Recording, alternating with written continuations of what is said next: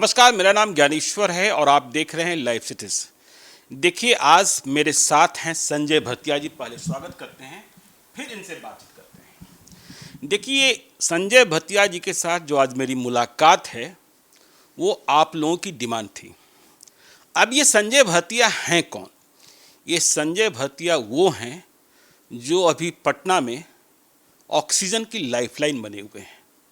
पिछले एक पखवाड़े में संजय भरतिया के एफर्ट ने कम से कम 1000 लोगों की जान तो बचाई है और दिन रात संजय भरतिया लगे हैं कि जान बचनी चाहिए, चाहे कुर्बानी कुछ भी देनी पड़े। संजय भरतिया को मैं पिछले 25 वर्षों से जानता हूँ। ऑक्सीजन प्लांट तो सेकेंडरी है, इनका मूल बिजनेस स्टील का है। लेकिन संजय भरतिया व्यवहार में, मैंने कहा ना, 25 वर्षों से जानता हूँ। बड़े आदमी हैं, व्यापार भी बड़ा है, लेकिन बड़े ही रफ एंड टफ हैं। जवाब जब देते हैं ना तो बहुत लोगों को लगता है कि कितने खड़ूस हैं। अब मीडिया फ्रेंडली भी नहीं है और कोई शौक भी बहुत नहीं है। 500 रुपये का शर्ट पहन लेंगे, 1000 रुपये का पैंट पहन लेंगे। लेकिन जब पटना पर आफत आई तो संजय भरतिया का मन जो है ना हिल गया। लगा कि नहीं, अभी तो कुछ करना होगा, सब कुछ छोड़ो। पटना में जब इन्होंने एक ऑक्सीजन प्लांट लगाया था, पाटलिपुत्रा इंडस्ट्रियल गैस, तो कल्पना इसकी नहीं थी कि इतनी बड़ी कोई महामारी आएगी। उद्देश्य था स्टील प्लांट को ऑक्सीजन देना, इंडस्ट्रियल यूनिट्स को देना। लेकिन अब जब महामारी आई तो संजय भरतिया ने अपने को बदल लिया और कहा कि स्टील प्लांट को अभी नहीं देंगे, इंडस्ट्रियल यूनिट्स को नहीं देंगे। इसके कारण कई लोग नाराज भी हो गए। लेकिन जिंदगी की जान की कीमत को संजय भरतिया ने समझा है। संजय जी, कैसे ये विचार है आपका? जैसा आपने बताया सर, हम लोग ऑक्सीजन प्लांट तो ज़्यादातर इंडस्ट्रियल यूनिट को देने के लिए लगाए थे जी। और मेडिकल में इसका यूज़ ज़रूर होता है जी। लेकिन ज़्यादातर इंडस्ट्रीज़ को जाता था। जी। अचानक ये जो सेकेंड वेव आया उसके लिए कोई भी तैयार नहीं था और अचानक जो ऑक्सीजन की डिमांड आई तो हमें लगा कि यहाँ हाहाकार हो गया और इतने लोगों की जान पर आफत आ गई। तो मैंने सोचा कि कोई भी यूनिट चलाने नहीं चलाने में कुछ फाइनेंशियल लॉस हो सकता है, किसी को कुछ पैसे का नुकसान हो सकता है, लेकिन एक जान भी आप बचा पाइए तो उसके आगे कोई पैसे की कीमत नहीं है। और ज़्यादातर जो इंडस्ट्रियल यूनिट है वो मुझसे 20 साल से गैस ले रही है, लेकिन सब लोगों ने काफ़ी मुझे सपोर्ट किया, काफ़ी कोऑपरेट किया। करीब करीब सब लोगों ने अपनी यूनिट बंद रखी हुई है, लेकिन हर आदमी मुझे यही बोलता है कि नहीं संजय, तुम ठीक कर रहे हो, ज़िंदगी के आगे किसी की कोई कीमत नहीं है। और हम लोग बहुत ज़्यादा तो कुछ नहीं कर पाए हैं, लेकिन 10 गुना जो मेडिकल ऑक्सीजन जा रही है उससे किसी का तो भला हुआ होगा, किसी की तो जान बची होगी। हम लोग कोशिश करेंगे कि कोई भी नुकसान मुझे हो जाए और इंडस्ट्रियल यूनिट को हो जाए, हम लोग ये काम जारी रखेंगे जब तक ये सेकेंड वेव ख़त्म नहीं हो जाए। आपको सलाम संजय भरतिया जी। आपने कहा कि एक भी जान बच जाए। देखिए, जान तो हज़ारों की आपने बचाई है। और मैं जब समझ रहा था, या मेरे जो रिपोर्टर हैं आलोक, वो भी गए थे आपकी यूनिट को देखने, तो मालूम हुआ कि पहले तो आप रोज़ 1000 सिलेंडर ही बनाते थे। लेकिन अचानक जब ये एपिडेमिक आया तो आपको लगा नहीं, ये क्राइसिस बहुत बड़ा है, तो प्रोडक्शन बढ़ाना होगा।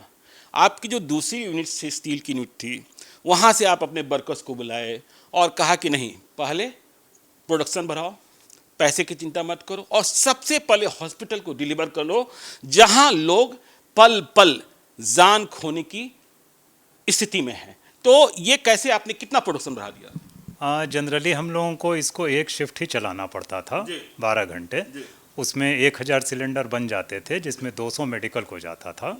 हम लोगों ने जब इंडस्ट्री को बंद करके इस 200 को बढ़ा के 1000 कर दिया, उसके बाद भी हम देखे कि यहाँ सफिशेंट नहीं हो रहा है। बहुत सारे हॉस्पिटल्स की, पेशेंट्स की, अटेंडेंट्स की डिमांड आ रही थी। तो फिर उसका हम लोग अपनी स्टील फैक्ट्री से लेके वर्कफोर्स, दरबान, स्टाफ सब दुगना कर दिया और उसको 24 घंटा चलाने लगे। अच्छा। तो 24 घंटा चलाने से वो 1000 की जगह 2000 प्रोडक्शन हो गया।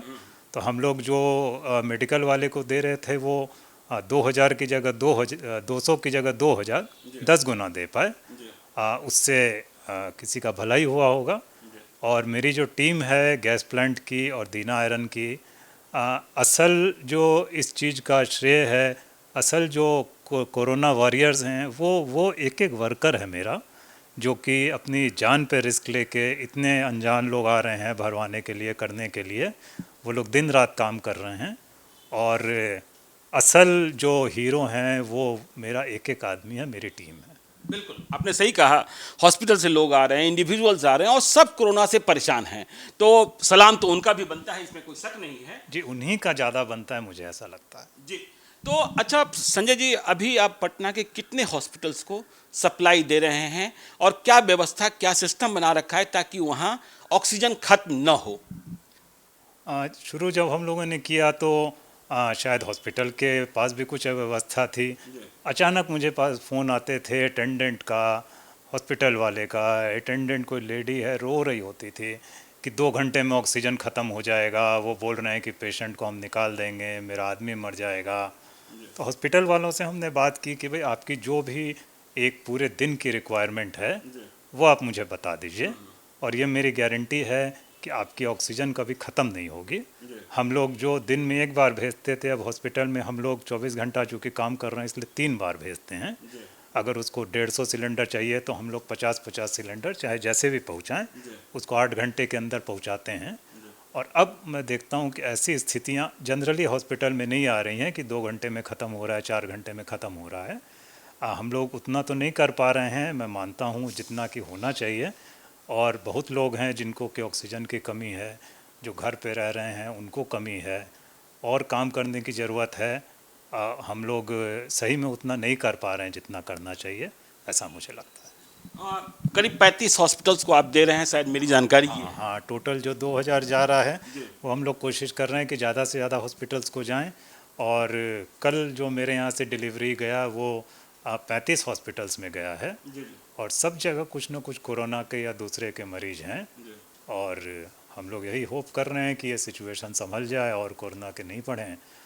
लेकिन अगर वैसी ज़रूरत होगी तो हम लोग और अपना वर्कफोर्स बढ़ा के या और कहीं से और इंतज़ाम करके इसको और बढ़ाने की कोशिश करेंगे। देखिए कहाँ तक हम लोग पहुँच। संजय जी, मुझे ये खबर मिली या पता ही है कि जो आपकी यूनिट है पाटलिपुत्र इंडस्ट्रियल गैस, वो सबलपुर में है, दीदारगंज से फतुआ के रास्ते में, और कोई इंडिविजुअल चला जा रहा था, हॉस्पिटल नहीं व्यवस्था कर पा रहा है या घर पर है मरीज, मतलब ऐसी स्थिति में है कि इसको बचाना ही मुश्किल हो रहा है, तो आपने एक ऐसी व्यवस्था बनाई कि वहाँ आप उन्हें फ्री में रिफिल कर दे रहे थे यदि उनके पास सिलेंडर है तो। इस व्यवस्था को कैसे कायम रखे हुए हैं? चूँकि हम लोगों के फैक्ट्री में अभी हॉस्पिटल्स को देना बहुत ज़रूरी है, तो उसमें एक एक दो दो पेशेंट अगर पहुंचते थे, पेशेंट के अटेंडेंट, उनको जाने में भी बड़ी असुविधा होती थी। किसी आदमी का पेशेंट है, उसको अगर वहां जाने में 2 घंटा लग गया, आने में 2 घंटा लग गया, तो एक एक मिनट उसकी जान फंसी रहती थी। तो हम लोगों ने कुम्हरार में एक जगह बनाई है जहाँ पर कि हम लोग फ्री में बड़े सिलेंडर के ऑक्सीजन दे देते हैं और वहाँ से वो छोटे छोटे सिलेंडर में भर के दे देता है। अच्छा। हम लोग कोशिश कर रहे हैं कि और 2 जगह भी कम से कम पटना में जल्दी ही ऐसी सुविधा चालू हो जाए, क्योंकि जो अटेंडेंट ऑक्सीजन भरवाने आता है उसका एक एक मिनट कीमती रहता है और उसको उतना दूर जाने, भले हम लोग फ्री में दे रहे थे, बहुत असुविधा होती थी। हाँ, वो टोल लग जाता था, वो जो गाड़ी पार होती है उसमें 100 रुपये जाने में और 50 रुपये आने में लग जाता है और समय लग जाता है। तो हम लोग कोशिश करेंगे कि जो छोटे सिलेंडर हैं वो 3 जगह कम से कम पटना में फ्री भराते रहें और ज़्यादा से ज़्यादा लोगों की जान बच सके।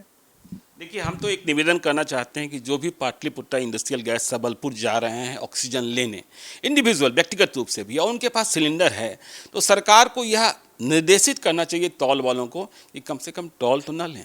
वहाँ तो ऐसी ही मारामारी। अभी आपने संजय जी बड़ी बात कही कि आप पटना में व्यवस्था करें 3 जगहों पर।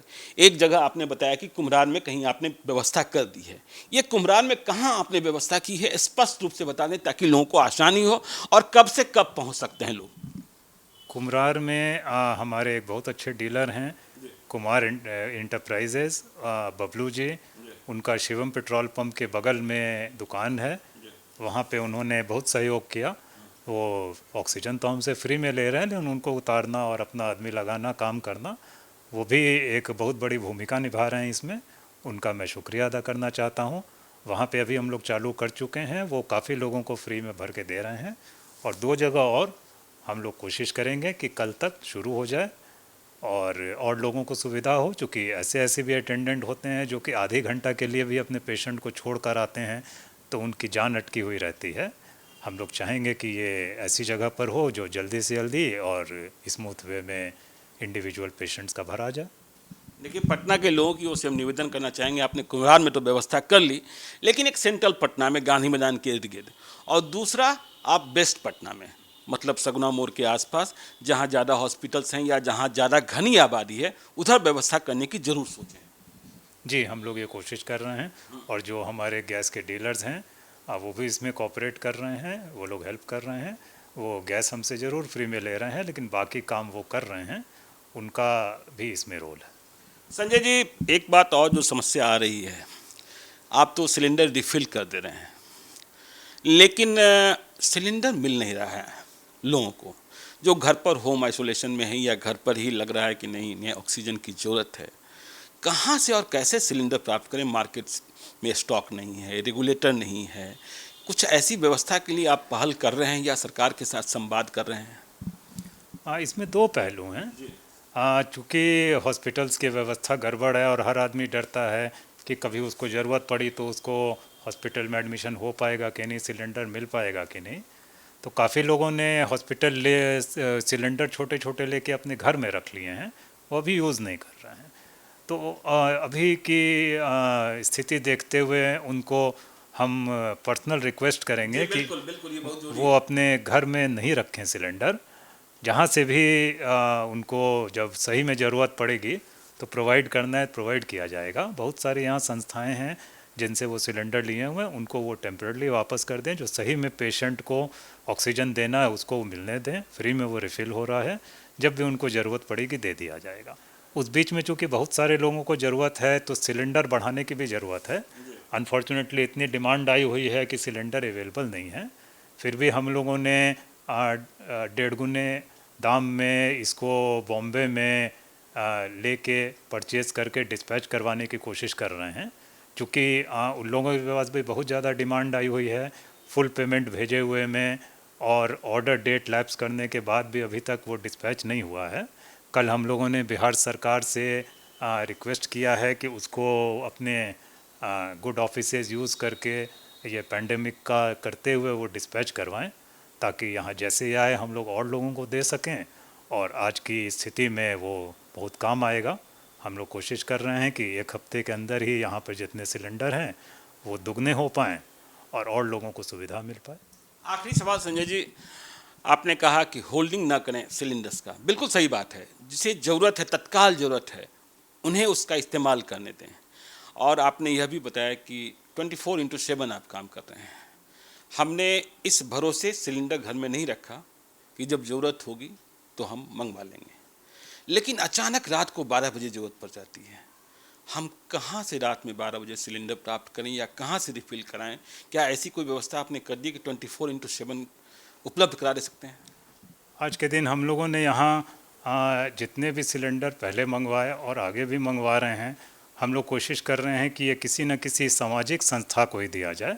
उसमें बहुत सारे ऑक्सीजन बैंक रोटरी क्लब द्वारा, लायंस क्लब द्वारा, मारवाड़ी सम्मेलन द्वारा, चैम्बर ऑफ कॉमर्स द्वारा चलाए जा रहे हैं, और वहाँ पे वो सिलेंडर मेंटेन कर रहे हैं, और जब भी किसी को ज़रूरत होती है वो दे रहे हैं। मगर हाँ, इस बात में भी कुछ सच्चाई है कि अभी इतनी ज़्यादा रिक्वायरमेंट है कि वो सिलेंडर्स कम पड़ रहे हैं।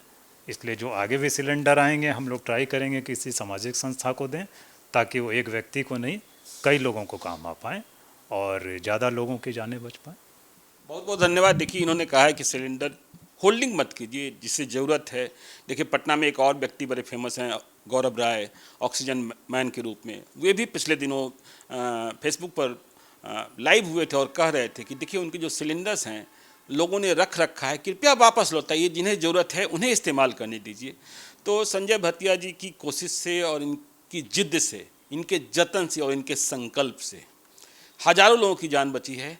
पटना को और बिहार को इस घड़ी में ऐसे कई संजय भतिया की ज़रूरत है। हम इनके साथ आगे भी बने रहेंगे। आप देखते रहिए लाइव सिटीज़ को। यदि अब तक आपने हमारे यूट्यूब चैनल को सब्सक्राइब नहीं किया जरूर कर लीजिएगा, और यदि इस वीडियो को फेसबुक के माध्यम से देख रहे हैं तो पेज को लाइक कीजिएगा, ट्विटर पर भी हमें फॉलो कीजिए। धन्यवाद।